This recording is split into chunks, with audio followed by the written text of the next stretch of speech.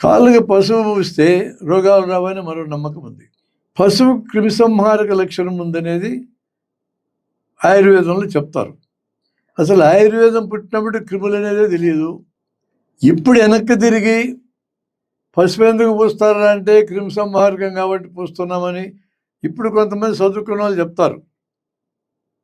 కానీ పసుపు పూయటం వైద్యంలో భాగం కింద ఆయుర్వేదంలో ఉన్నప్పుడు వాళ్ళు క్రిములకి అది తెలియదు. ఇప్పుడు క్రిములు పోవడానికే పసుపు పూస్తున్నామంటే మరి కాళ్ళకి చెప్పులు సరిగా లేక పొలాల్లో తిరిగి ఎక్కువ మట్టి మశానం తగిలేది మగవాళ్ళకి కదా. ఇంట్లో తిరిగి ఆడవాళ్ళకి పనులు చేసుకుని బయటకు వెళ్ళే వాళ్ళకైతే వాళ్ళకి కూడా సమస్యే. ఇంట్లో తిరిగి ఆడవాళ్ళు ఎక్కువ మంది పసుపు పూసుకుంటున్నారు. వాళ్ళకి బయటకు పోయే మగవాళ్ళంతా క్రిములు తగలవు కదా. రెండవది పేద మహిళలు పొలాలకు వెళ్ళి పని చేస్తారు. వాళ్ళు కాళ్ళకి పసుపు ఏం పూయరు. అంటే బయట తిరగకుండా ఉండి ఇంట్లో ఉండే వాళ్ళు పసుపు పూస్తున్నారు. కానీ క్రిములు దంపద్దని మాట్లాడుతూ ఉన్నారు.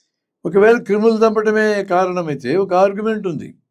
నేను అంతకంటే బలంగా పసుపులాగా ఖర్చు కానటువంటి తక్కువ ఖర్చుతో దొరికే సంహారక మందులు ఉన్నాయి కదా, కాళ్ళకి అవి పూసుకొని పోవచ్చు కదా అని ఒక ఆర్గ్యుమెంట్ ఉంది.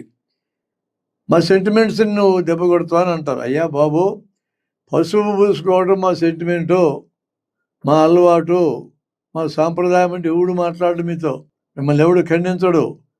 ఎవరు సంప్రదాయం వాళ్ళది, బొట్టు పెట్టుకుంటారు, ఎవడు ఖండిస్తున్నాడో మా సంప్రదాయం అంటే వదిలేస్తున్నారు కదా. గాజులు వేసుకున్నారు, మా సంప్రదాయం అంటే ఎవడు మాట్లాడినాడు. పసుపు క్రిమిసంహారకం కాబట్టి కాళ్ళకు పూసుకుంటున్నాం అని సైన్స్ రంగంలోకి నీ మూఢనమ్మకాన్ని మోసుకొచ్చినావు కాబట్టి మాట్లాడతారు ఎవడైనా. అందుకని ఎప్పుడైనా నమ్మకాల స్థాయిలో ఉండేవి మా సంప్రదాయాలు అంటే ఎవడు మాట్లాడడం. సైన్స్కి లింక్ పెట్టినప్పుడు ఇలా ఆర్గ్యుమెంట్ వస్తుంది పసుపు చుట్టూ కూడా.